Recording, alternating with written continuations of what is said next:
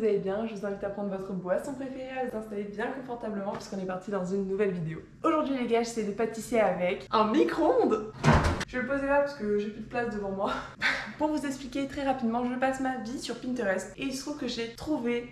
Non, il se trouve que je suis tombée sur une vidéo d'une fille qui faisait un gâteau tout chocolat qui avait l'air juste incroyablement bon et tout ça au micro-ondes. Donc je me suis dit, on va tester. Je suis moyennement sûre de pouvoir faire cuire un gâteau au micro-ondes. Peut-être que ça vient du fait que mon micro-ondes ressemble à une antiquité.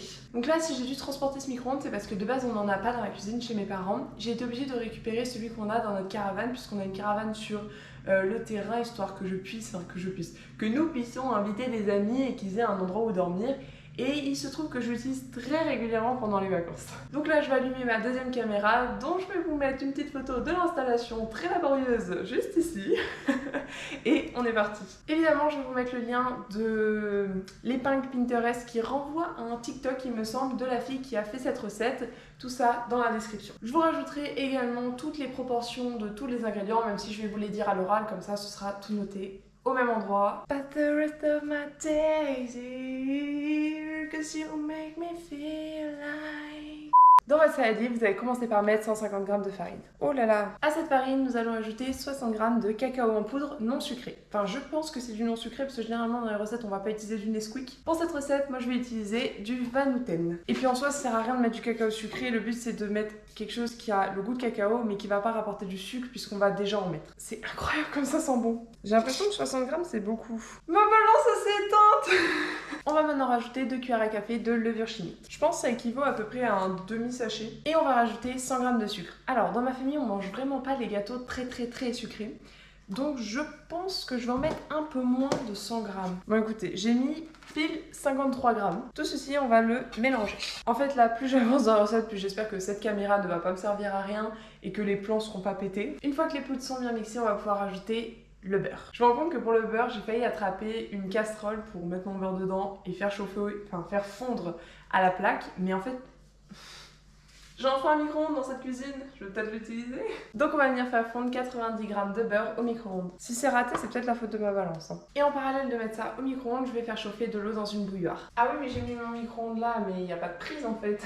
Ah, c'est super chaud. Bon, en fait, j'avais peur qu'il chauffe pas assez, mais là, quand je touche le bol que j'ai laissé genre moins d'une minute dedans et qu'il est brûlant, je pense que mon micro-ondes va très bien cuire. Nous avons nos poudres, notre beurre fondu, on va pouvoir verser le beurre fondu sur les poudres. Et on va venir mélanger. Ça devrait pas beaucoup mélanger étant donné qu'on met très peu de beurre pour la quantité de poudre qu'on a.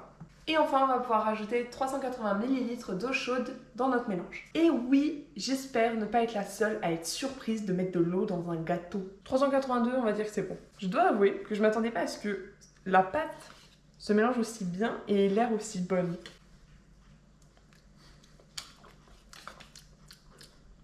Ah, bah j'ai bien fait de goûter la pâte parce que je trouve qu'elle a l'air... Enfin, je trouve qu'elle est très amère et j'aurais peut-être dû mettre plus de sucre du coup. Je vais en rajouter maintenant. Bon bah il me restait que 14 g de sucre dans ma boîte à sucre. En fait c'est vrai, j'avais oublié, le chocolat Vanouten est très amer.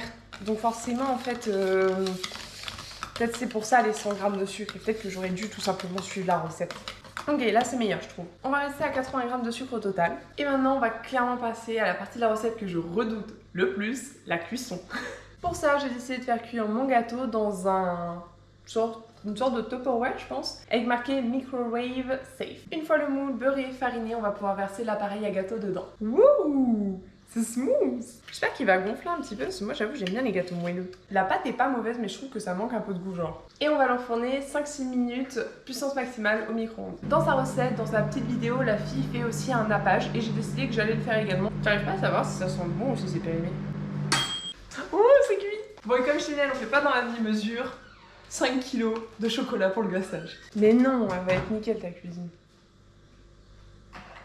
Bon, je vais planter un couteau pour vérifier quand même que c'est cuit, même si ça a l'air vachement cuit. Ah, je le remettrai bien 1 ou 2 minutes, parce que là, vous voyez ça, c'est pas cuit. C'est chaud aussi. On va le remettre une petite minute et demie. Pour le glaçage, slash nappage, slash coulis de chocolat, je sais pas quoi, vous allez avoir besoin de 100 ml de crème entière et 200 g de chocolat. Alors, moi je vais utiliser du chocolat en pistole. En fait, la technique pour ce glaçage, c'est de faire chauffer la crème entière et ensuite de la verser sur les pistolets de chocolat. Je crois qu'en fait c'est comme ça qu'on fait une ganache. Vérifions si avec 1 minute et demie de plus, c'est cuit. Alors là, comment vous expliquer que j'ai le seum? On est le lendemain et je suis en train de faire le montage. Et je trouvais que c'était bizarre que j'ai en cumulé sur mes 2 caméras qu'une seule heure de rush. Quand j'ai arrêté cette caméra avec laquelle je filmais, il m'affichait 57 minutes de rush. Oh merde. La deuxième caméra, celle qui avait une vue plongeante, je me suis dit elle s'est arrêtée au bout de 8 minutes. En fait, pas du tout. Mes 2 caméras ont lâché après genre 35 minutes. Je suis dépitée parce qu'il me manque toute la fin de la vidéo avec les réactions incroyables de ma sœur et de ma mère, ma propre réaction, le reveal du gâteau, le nappage, tout plein de choses. Donc je vais vous faire un petit récap. Après avoir remis mon gâteau 1 minute au micro-ondes, il était toujours pas cuit à certains endroits, mais il commençait à l'être vraiment à l'extérieur, donc je me suis dit bah tant pis, ce sera un mi-cuit. Je l'ai sorti, j'ai fait ma ganache, d'ailleurs ça a été un peu un semi-échec puisqu'au début ma crème je la mets au micro-ondes, je la sors, je la verse sur mes pistoles et en fait mes pistoles je sais pas, elles étaient trop froides, ma crème m'a refroidi super vite et mes pistoles n'ont pas du tout fondu. Donc j'ai dû remettre le tout au micro-ondes, j'ai remélangé, c'était beaucoup trop liquide, j'ai remis du chocolat et là ça donnait quelque chose d'un peu mieux. Je vais vous insérer maintenant tout de suite un petit clip de à quoi ressemble le gâteau. Donc ce gâteau, j'étais très déçue en le voyant parce que je le trouvais vraiment pas beau. Et finalement, après de la réflexion et surtout l'avis de mon papa, merci papa, je me suis rendu compte que finalement ça allait. J'ai commencé par faire goûter le gâteau à ma mère. Je ne pensais pas que ma grande soeur voudrait goûter parce que je sais qu'elle aime pas trop les gâteaux au chocolat. Et finalement, elle m'a demandé, donc je lui ai dit bah écoute, je serais ravie d'avoir ton gâteau. Et en fait, elles ont toutes les deux pris genre une part toute petite comme ça, genre l'épaisseur vraiment d'un doigt, mais un doigt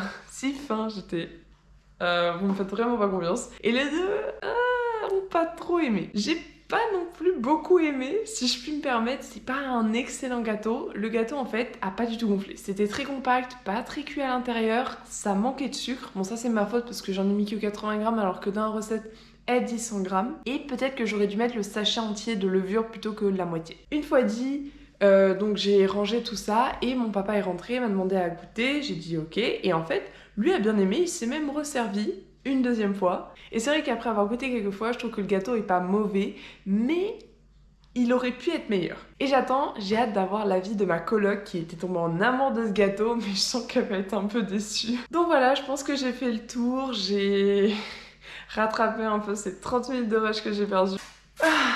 Viens dire bonjour à la caméra. Tu vas bien? Ça c'est un beau chat. Bien que la majorité de ma famille n'ait pas aimé ce gâteau, j'espère que vous avez aimé la vidéo. Si c'est le cas, n'hésitez pas à laisser un pouce en l'air, à vous abonner pour ne rater aucune de mes prochaines vidéos. Et sur ce, ciao les bricoleurs!